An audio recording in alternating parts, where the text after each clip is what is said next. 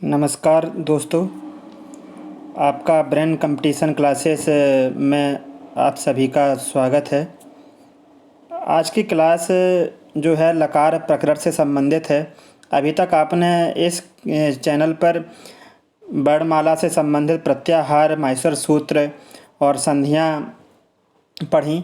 आज जो हम प्रकरण लेकर आए हैं लकार, और जिन बच्चों को, जो भी अभ्यर्थी हैं जिन्हें देखकर कि ये जो प्रश्न आता है कि ये धातु रूप किस प्रश्न का है, इसकी पहचान कैसे करनी है, तो मात्र आप कम से कम समय में उस रूप को देखकर आसानी से उसके लकार की पहचान कर सकते हैं।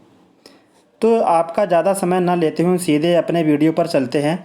और वीडियो को देखने से पहले आप इस चैनल को सब्सक्राइब अवश्य कर लें, ताकि अगली वीडियो आने की आपको नोटिफिकेशन मिल जाया करे। और आपको लेके चलते हैं अगली वीडियो की तरफ। जो अगला हमारा जो प्रकरण है संस्कृत व्याकरण का लकार। तो लकार में हम आपको बताते हैं, लकार से जो आपका प्रश्न आता है कि लकार का शाब्दिक अर्थ क्या है। तो लकार को तो हम कहते हैं काल, जैसे हम बोलते हैं समय का। लकार का शाब्दिक अर्थ काल से होता है। और लकार से एक प्रश्न ये आता है कि लकार के प्रमुख भेद कितने हैं। लकार के जो भेद हैं वो 10 भेद हैं, लेकिन अगर आपको 10 विकल्प में ना मिले तो आप इसके स्थान पर 5 भेद करेंगे। अगर 5 विकल्प मिलता है 10 विकल्प की जगह पर, तो आपको वो करके आना है। तो लकार के जो भेद प्रमुखता होते हैं वो 10 भेद होते हैं लकार के, लेकिन मुख्य 5 भेद ही माने जाते हैं, मुख्य 5 भेद ही पढ़े जाते हैं। जैसे कि आपका लट लकार है, लोट लकार है, लंग लकार है, विधिलिंग लकार है, लरट लकार है। ये सभी आपके 5 लकार प्रमुखता माने जाते हैं। लेकिन जो भेद हैं लकार के वो 10 भेद हैं। इसमें हम आपका पहला भेद लेके चलते हैं। पहला भेद आपका है लट लकार। लट लकार की पहचान होती है वर्तमान काल। वर्तमान काल जैसे कि जिसमें आज का समय निहित हो, जैसे कि मोहन पढ़ता है या राम घर जाता है, तो ये वर्तमान काल है। इसकी जो संस्कृत बनेगी, इसका जो अनुवाद होगा, मोहना पठति, राम घर जाता है, रामा गृहम गच्छति। तो ये लट लकार से संबंधित है। तो यहाँ से प्रश्न ये आता है कि वर्तमान काल किस लकार का बोधक है। तो किस लकार का बोधक है? लट लकार का। या लट लकार किस काल को दर्शाता है? तो वर्तमान काल को दर्शाता है। इसमें आपके कई प्रकार से प्रश्न बनते हैं, कई प्रकार से प्रश्न पूछे जाते हैं। अगला है जैसे आपका लिट लकार। तो लिट लकार को हम कहते हैं अनद्यतन परोक्ष भूतकाल। इस काल का मतलब होता है अनद्यतन का मतलब जिसमें आज का दिन शामिल ना हो, ये किसी इतिहास से संबंधित हो, किसी इतिहास का विषय हो। जैसे कि कृष्ण ने कंस को मारा, तो ये एक ऐतिहासिक घटना है। कृष्ण ने कंस को मारा, राम ने रावण को मारा। यह मतलब कोई ऐसा वाक्य हो जिसमें कोई ऐतिहासिक घटना प्रतीत होती हो, और ऐसा भूतकाल, तो वो आता है आपका लिट लकार में। अगला है आपका लुट लकार। लुट लकार को कहते हैं अनद्यतन भविष्य काल।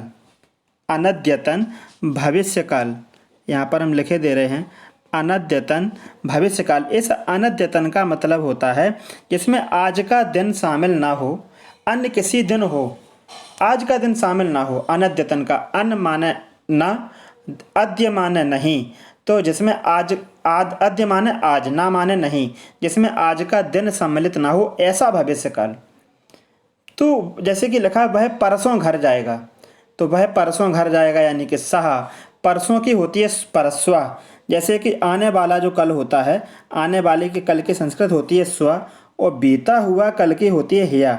हिया माने बीता हुआ कल, और स्व माने आने वाला कल।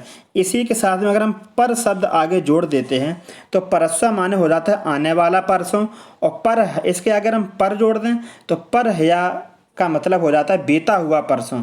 तो ये जो आप लकार पढ़ रहे हैं लुट लकार, इसका मतलब होता है अनद्यतन भविष्य काल जिसमें आज का दिन सम्मिलित ना हो, अन्य किसी दिन हो। तो वह परसों घर जाएगा यानी कि सह परस्वा गृहम गमिष्यति। अगला है आपका लट लकार। लट लकार यानी कि जो सामान्य भविष्य काल। लट लकार को कहते हैं भविष्य काल, वो भी सामान्य भविष्य काल। जैसे मोहन घर जाएगा, वह विद्यालय जाएगा, वह किताब पढ़ेगा, वह अपने मित्र के घर जाएगा। इस तरीके के जो वाक्य होते हैं वो होता है आपका लट लकार, और जिसे हम सामान्य भविष्य काल भी कहते हैं। एक आपका अब ये प्रश्न है लेट लकार, बहुत ही महत्वपूर्ण प्रश्न है और यहाँ से आपका प्रश्न ये वाला पूछा भी जा चुका है। इसे हम कहते हैं वेदकाल। इससे यहाँ से आपका प्रश्न इस प्रकार से पूछा जा चुका है कि वेदों में किस लकार का प्रयोग होता है, या वेदों में कौन सा लकार प्रयुक्त हुआ।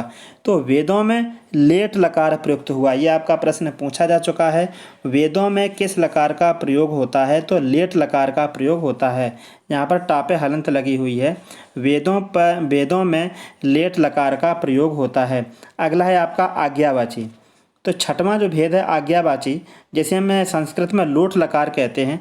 जैसे कि अगर कोई वाक्य हो तुम किताब पढ़ो, जिसमें कोई आदेशात्मक वाक्य हो, किसी में आदेश दिया जाए, तुम घर जाओ, तुम बाहर निकलो, तो इस तरीके से जो वाक्य हैं जो आज्ञावाची होते हैं वो लोट लकार में आते हैं। अगला आपका लंग लकार, जिसे हम बोलते हैं भूतकाल। लंग लकार को कहते हैं भूतकाल। भूतकाल का मतलब बीता हुआ समय, जैसे कि वह गांव गया, सह ग्रामम अगच्छत, वह गांव गया। तो ये ऐसे वाक्य आते हैं आपके भूतकाल में। अगला है आपका आठवां लिंग लकार। लिंग लकार, इसके दो भेद होते हैं यहाँ पे, विधिलिंग लकार और आशीर लिंग लकार। विधिलिंग लकार में ऐसी क्रियाएं जिनके अंत में चाहिए शब्द लगा हो, चाहिए, जिनके अंत में चाहिए लगा हो, वो विधिलिंग लकार। और आशीर लिंग में ऐसे वाक्य जिनके अंत में आशीर्वादात्मक शब्द मिलते हों, जैसे कि ये लिखा है तुम सुखी रहो, तुम प्रसन्न रहो, तुम्हारा कल्याण हो। इस तरीके के ये वाक्य आते हैं आपके आशीर लिंग लकार में। अगला है आपका लुंग लकार। लुंग लकार एक ऐसा भूतकाल होता है जिसमें आज का दिन शामिल ना हो। जैसे कि कोई ये वाक्य लिखा हो तुम घर गए थे, तो ये तो हो गया आपका साधारण भूतकाल, यानी कि लंग लकार में जाएगा, तुम घर गए थे। लेकिन ऐसा एक अगर हम कोई वाक्य लिखें कि जैसे तुम परसों विद्यालय गए थे, जिसमें आज के दिन की बीती हुई घटना ना हो, अन्य किसी दिन की हो, जैसे कि तुम परसों विद्यालय गए थे, तो तुम की होती है आपकी त्वम। अभी मैंने आपको बताया था परसों के दो बताई थी, परस्व यानी कि आने वाला कल, पर हया बीता हुआ कल। तो परसों गए थे यानी कि बीता हुआ कल है, तो यहाँ पर आपका होगा पर हया विद्यालयम। और ये आपका जो है ये मध्यम पुरुष में आता है। हम त्वम युवाम यूयम, ये त्वम माने त्वम, ये मध्यम पुरुष में आता है। तो मध्यम पुरुष एक वचन अगच्छ। तो इस तरीके से आपके ये वाक्य बनते हैं। अगला है आपका 10वां है आपका लरंग लकार। लरंग लकार को कहते हैं वर्तमान कालिक भूतकाल। जैसे कि यदि राम पढ़ता, वर्तमान काल हो गया, तो विद्वान बनता।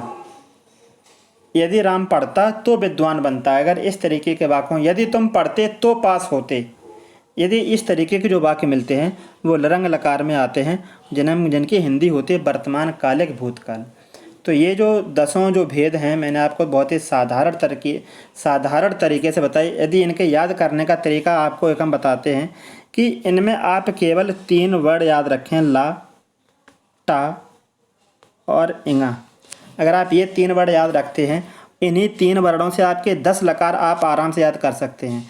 6 मात्राएं आ, ई, ऊ, आप बस केवल 6 मात्राएं याद रखें, आ, ई, ऊ, ए, री, और एक यहाँ पर आपको हम लेते हैं ओ। ये आप 6 मात्राएं केवल बस आप याद रखनी है, आ, ई, ऊ, ए, ओ और री, ये 6 मात्राएं। और 3 वर्ड ये याद रखें, ला, टा और इंगा। तो पहले अगर हम इन दोनों से बनाएं, तो ला के साथ आ लगाएं तो आपका हो जाएगा लट लकार। इससे ए की मात्रा लगा दें, अब आपका हो जाएगा लिट लकार। ऊ की लगा दें तो आपका हो जाएगा लुट लकार। मात्रा ला पे लगानी है। ए की लगाएं तो लेट लकार, ऊ की लगाएं तो लोट लकार। ये आपके हो जाते हैं ला और टा से मिलके आपके 6 लकार। एक बार आपको हम फिर से बताते हैं कि जब हम ला और टा ये 2 वर्ड लेते हैं, सबसे पहले हम आ की मात्रा लगाते हैं। ला पे तो आपकी बनती है लट लकार, ई की लगाते हैं तो लिट लकार, ए की लगाते हैं तो लेट लकार, ऊ की लगाते हैं तो लुट लकार, और ओ की लगाते हैं तो लोट लकार, और री लगाते हैं तो लरट लकार। इस तरीके से आपके 6 लकार हो जाते हैं। अब इस टा की जगह पे हम लेते हैं इंगा। तो अब आपको इन 2 वर्डों से बनाना है। तो इन 2 वर्डों से बनाने के लिए क्या करते हैं, ये 2 मात्रा हैं, ये 2 मात्रा हम हटा देते हैं। अब ये दो मात्राएं, एक आपकी ये मात्रा, एक आपकी ये मात्रा, ये आपकी री बनी रहेगी। अब आके मात्रा लगाएंगे तो लंग लकार, एक ही लिंग लकार, लिंग के दो भेद, विधिलिंग और आशीर लिंग, लुंग लकार, और ये री लगाते हैं तो आपका बन जाता है रंग लकार। इस तरीके से आपके 6 और 4 10 लकारों के भेद होते हैं। अगर आपको 10 विकल्प में ना दिया जाए 10 के स्थान पर, तब हम विकल्प के भाव में 5 का विकल्प सही करके आते हैं। अगला आपका पेज है धातु रूप। धातु रूप जिसका शाब्दिक अर्थ होता है क्रियाएं, हिंदी में बोलते हैं क्रियाएं, संस्कृत में बोलते हैं धातु। क्रियाओं के जो भेद हैं वो 3 भेद होते हैं क्रियाओं के। क्रियाओं के कितने भेद? क्रियाओं के 3 भेद। जैसे पहला है आपका परस्मैपदी धातुएं। परस्मैपदी धातुएं वे होती हैं जहाँ कर्ता का क्रिया से परोक्ष संबंध हो, सीधा संबंध ना हो, यानी कि क्रिया का कर्ता के अलावा किसी अन्य पर भी प्रभाव पड़ता हो। परस्मैपदी धातुओं का मतलब है जहाँ क्रिया का प्रभाव कर्ता के अतिरिक्त अन्य किसी पद पर भी पड़ता हो। जैसे कि आपका जो अनुवाद वाक्य लिखा है, राम पढ़ता है, यानी कि राम पढ़ता है तो क्या पढ़ता है? पुस्तक पढ़ता है, अखबार पढ़ता है, या क्या पढ़ता है? कुछ तो पढ़ता होगा। तो पढ़ने का संबंध पहले उससे है जो वो पढ़ता है, उसके बाद क्रिया से है, उसके बाद कर्ता से है। तो रामः पठति, वह जाता है। कहाँ जाता है? घर जाता है, गांव जाता है, विद्यालय जाता है, कहीं तो जाता है। तो ऐसी जो क्रियाएं मिलती हैं जिनकी क्रिया और कर्ता के बीच में अन्य कोई पद छिपा हुआ मिलता हो, वो आपकी क्रियाएं कहलाती हैं परस्मैपदी क्रियाएं। सीधी सी पहचान है। कोई अगर आपका वाक्य लिखा हो, जैसे लिखा है सह गच्छति, पूछा जाए कि गच्छति किस प्रकार की क्रिया है, परस्मैपदी है या आत्मनेपदी है, तो सिर्फ एक यही पहचान है कि अगर क्रिया और कर्ता के बीच में किसी अन्य पद का भी बोध होता हो, वह जाता है, कहाँ जाता है? कहीं तो जाता होगा। कोई तीसरा पद भी जिसमें आने का बोध हो, तो वहाँ आपकी होती है परस्मैपदी धातुएं। अगला आपका है आत्मनेपदी धातुएं। आत्मनेपदी धातुएं वे होती हैं जहाँ क्रिया का सीधा प्रभाव कर्ता पर पड़े। जैसे कि वृक्ष बढ़ता है, कौन बढ़ता है? वृक्ष।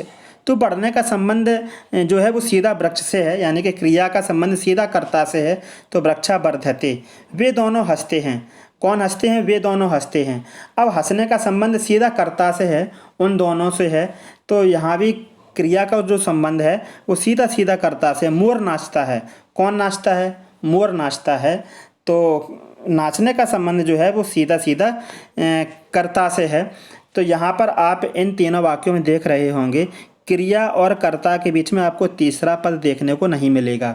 वृक्ष बढ़ता है, वृक्ष कांपता है, कौन कांपता है? वृक्ष कांपता है। इसमें आपको कोई भी तीसरा पद नहीं मिलता है, यानी कि जहाँ क्रिया का संबंध कर्ता पर सीधा प्रभाव डाले वो वहाँ होती है, वे होती हैं आत्मनेपदी धातुएं। अगला है आपका उभयपदी धातुएं। उभयपदी धातुएं वे होती हैं जो परस्मैपदी भी होती हैं और आत्मनेपदी दोनों में आती। उभय का मतलब ही होता है दोनों, जो परस्मैपदी भी हों और आत्मनेपदी भी हों, वो कहलाती हैं उभयपदी धातुएं। जैसे कि एक यहाँ पर मैंने अनुवाद लिखा हुआ है, माता भोजनम पचती, माता भोजन पकाती है। ऊपर वाला जो अनुवाद है उसका अर्थ है माता भोजन पकाती है, यानी कि पहले पकाने का संबंध कैसे? भोजन से। क्या पकाती है? भोजन पकाती है। कौन पकाती है? माता पकाती। तो जो क्रिया जो है वो पहले भोजन से होगा उसका संबंध, उसके बाद कर्ता से होगा। अब नीचे वाला जो वाक्य है भोजनम पचते, इसका जो अनुवाद है, इसका अनुवाद है भोजन पकता है। कौन पकता है? भोजन पकता है। तो पकने का संबंध सीधा कर्ता से है। ये आपकी कहलाती हैं उभयपदी क्रियाएं। पकने का संबंध सीधा भोजन से है, तो ये आपकी क्रियाएं कहलाती हैं उभयपदी क्रियाएं। यानी कि जो पच जो धातु है, पच माने होता है पकाना, जो पच धातु है वो परस्मैपदी में भी आती है, आत्मनेपदी में भी आती है। तो ऐसी वे सभी धातुएं जो दोनों में काम आती हैं वो कहलाती हैं उभयपदी धातुएं। जैसे माता भोजनम पचति, माता भोजन पकाती है। अभी यहाँ ऊपर वाले वाक्य में पकाने का संबंध भोजन से, उसके बाद कर्ता से है। यहाँ भोजन पकता है, तो यहाँ पकने का सीधा संबंध भोजन से है। कौन पकता है? भोजन पकता है। यहाँ इस वाक्य में कोई कर्ता नहीं है, भोजन पकता है। तो यहाँ पकने का संबंध सीधा, यहाँ भोजन जो है वो कर्ता का काम करता है। तो ये आपका हो जाती है उभयपदी धातुएं। अब कोई आपको जैसे प्रश्न में पूछा जाए अपठत जैसे लिखा हो और इसमें आपसे ये पूछा जाए कि इसमें लकार कौन सा है, या लिखा हो भवेत में कौन सा लकार है। इस तरीके से प्रश्न अधिकांशतः प्रश्न पत्र में आते हैं। तो ये अगला जो पेज है आप इस पर बहुत ही आसानी से सरलतम तरीके से लकार की पहचान कर सकते हैं। जैसे कि आपके जो लट लकार है, लट लकार की पहचान सभी को रूप याद रहते हैं। पठति पठता पठन्ति, भवति भवता भवन्ति, गच्छति गच्छता गच्छन्ति। तो लट लकार के रूप लगभग सभी को याद होते हैं। तो अगर इस तरीके के रूप मिलते हैं तो वहाँ होता है लट लकार। अब आपका आता है लंग लकार। इसकी एक विशेष पहचान है। अगर कोई धातु रूप लिखा हो, उस धातु रूप का प्रथम वर्ड आपको ह्रस्व आ मिले। ये आ जो है, जैसे 3 पुरुष 3 वचन होते हैं धातुओं में। अगर आपसे पूछा जाए कि संस्कृत में धातुओं में कितने पुरुष होते हैं, तो 3 पुरुष, प्रथम पुरुष, मध्यम पुरुष, उत्तम पुरुष। कितने वचन होते हैं? एक वचन, द्विवचन, बहुवचन। लेकिन हिंदी में मात्र द्विवचन होते हैं, एक वचन और बहुवचन। संस्कृत में 3 वचन होते हैं, एक वचन, द्विवचन और बहुवचन। तो लंग लकार जो है, जिसे हम भूतकाल भी कहते हैं लंग लकार को, और धातु रूप में जिसका प्रथम वर्ण में आ आपको देखने को मिल जाए, आ, ह्रस्व आ। और ये जो आ है उसके तीनों रूपों में देखने को मिलता है, चाहे आपका प्रथम पुरुष हो, चाहे आपका मध्यम पुरुष हो, चाहे आपका उत्तम पुरुष हो। जैसे अपठत, अपठताम, अपठन। तो आ मिला तो किसी भी रूप में आपको आ अगर देखने को मिल जाता है तो उस धातु रूप में होता है लंग लकार। जैसे कि आपका है विधिलिंग लकार। विधिलिंग लकार में क्या होता है कि प्रत्यय से पहले वाले वर्ण पर एक ही मात्रा मिले। अगर आप ये बात समझ में ना आए तो बस एक बात याद रखें कि जो अंतिम वर्ण है धातु रूप का, उससे पहले वाला जो वर्ण है उस पर एक ही मात्रा मिलनी चाहिए। जैसे कि आपका लिखा हो भवेत, तो यहाँ मुझे एक ही मात्रा मिली। अंतिम वर्ण यही तो है। अंतिम वर्ण को ये सेम क्यों बोलते हैं? प्रत्यय। तो अंतिम वर्ण से पहले वाला जो वर्ण मिले उस पर मुझे एक ही मात्रा अगर देखने को मिलती है तो वहाँ होता है विधिलिंग लकार। जैसे भवेत, भवेताम, भवेयु, एक ही मात्रा मिल रही है आपको। दूसरे पुरुष में जाएं, मध्यम पुरुष में भवे, भवेतम, भवेत। यानी कि इसके भी तीनों पुरुषों तीनों वचनों में एक ही मात्रा देखने को मिलती है। लंग लकार में तीनों पुरुषों में तीनों वचनों में आपको आ देखने को मिलता है। अब आपका आता है लट लकार। लट लकार की अगर हम बात करें तो लट लकार के तीनों पुरुषों तीनों वचनों में या तो स्या, जैसे पठिष्यति, पठिष्यता, पठिष्यन्ति, भविष्यति, भविष्यता, भविष्यन्ति, या कोई भी रूप करिष्यति, करिष्यता, करिष्यन्ति, जहाँ आपको स्या इस तरीके से देखने को मिल जाए, या फिर आधा छा और या देखने को मिल जाए, तो वहाँ आपका होता है लट लकार। और लट लकार को कहते हैं भविष्यकाल। यानी कि भविष्यकाल किस लकार का बोधक है या किस लकार को दर्शाता है? तो लट लकार को दर्शाता है। तो छया जो है वो दृश्य धातु बनता है, द्रक्षति, द्रक्षता, द्रक्ष्यन्ति। और दृश्यति, दृश्यता, दृश्यति अगर करते हैं तो वो आपका होता है लट लकार, यानी कि वर्तमान काल में। तो द्रक्ष्यति ये अगर आपको रूप बना हुआ बनता है तो ये आपका होता है लट लकार। अब आपका आ जाता है लोट लकार। तो मैंने यहाँ 2 लकारों की पहचान नहीं लिखी, एक तो लोट लकार, एक ऊपर वाला लट लकार। तो जैसे कि अगर आपको कोई रूप दे दिया जाए, आप जैसे एग्जाम्पल के माध्यम से आपको जैसे बताते हुए चलते हैं। जैसे कि मैंने यहाँ कुछ शब्द ले रखे हैं, जैसे अपठत। मैं आपसे प्रश्न ये किया जाए कि अपठत में कौन सा लकार है? इसमें आप देख रहे हो इसमें आ है, और मैंने आपको बताया कि जहाँ आ मिले वहाँ होता है आपका लंग लकार। तो इसमें आपका हो गया आपका अपठत में लंग लकार। भविष्यति, भविष्यति में आप लोग यहाँ देखेंगे स्या लगा हुआ मिला है, तो इसमें आपका हो जाता है लट लकार। भविष्यति में लट लकार। अगला जो आपका प्रश्न है भवेत, यहाँ पर आप देख रहे होंगे एक ही मात्रा मिली, तो जहाँ एक ही मात्रा मिले वहाँ हो जाता है आपका विधिलिंग लकार। जहाँ एक ही मात्रा देखने को मिले वहाँ आपका हो जाता है विधिलिंग लकार। अगला जो आपका प्रश्न है गच्छतु। गच्छतु में क्या होता है? गच्छतु जो है, अब गच्छतु की अगर हम बात करें तो अब आपके 2 रूप अब कैसे पहचान करेंगे? इसमें आ है नहीं तो लंग लकार होगा नहीं, इसमें ये स्या भी नहीं लगा है तो लट लकार भी नहीं होगा, इसमें एक ही मात्रा नहीं है तो विधिलिंग लकार नहीं होगा। अब आपके पास 2 लकार बचते हैं, एक लट लकार, एक लोट लकार। तो लट लकार में जो रूप बनता है गच्छति, गच्छता, गच्छन्ति, लेकिन यहाँ बना आपका ऊ, यानी कि अब ये लट लकार में भी नहीं होगा। तो अब बचा कौन सा? लोट लकार। तो इस तरीके से आप आसानी से ज्ञात कर सकते हैं। गच्छतु जो है वो लोट लकार में आता है। यहाँ लिखा होता गच्छति तो लट लकार में आता, जैसे कि नीचे वाला है पठन्ति। पठन्ति इसकी पहचान हम इसी तरीके से करेंगे। इसमें आ आगे है नहीं तो लंग लकार होगा नहीं, इसमें आपका स्या नहीं है तो लट लकार भी नहीं होगा, इसमें आपको एक ही मात्रा भी नहीं मिली है तो विधिलिंग लकार भी नहीं होगा। अब बचे आपके दो लकार, लट लकार और लोट लकार। तो लट लकार के रूप पठत पठता पठंती और लोट लकार के होते हैं पठत पठताम पठंतु, उसमें ऊ की मात्रा मिलती है। तो और लट लकार में ए की मात्रा मिलती है, तो इसमें आपका हो जाएगा लट लकार। तो इस तरीके से हम बड़ी सावधानी से पहचान कर सकते हैं, कोई भी जल्दबाजी करने की ज़रूरत नहीं है। अगली वीडियो में आप इन लकारों से संबंधित जितने भी प्रश्न बनते हैं और उन प्रश्नों में उनकी पहचान पुरुष वचन लकार की सिर्फ आप एक टेबल के माध्यम से पांचों लकारों की पहचान, उनके पुरुष वचन सभी आप पहचान कर सकते हैं कल की वीडियो में। आज की वीडियो जो है वो लकार से संबंधित ही है, उसका पहला पार्ट मैं लेके चला और कल की वीडियो भी आप लोग देखेंगे। धन्यवाद।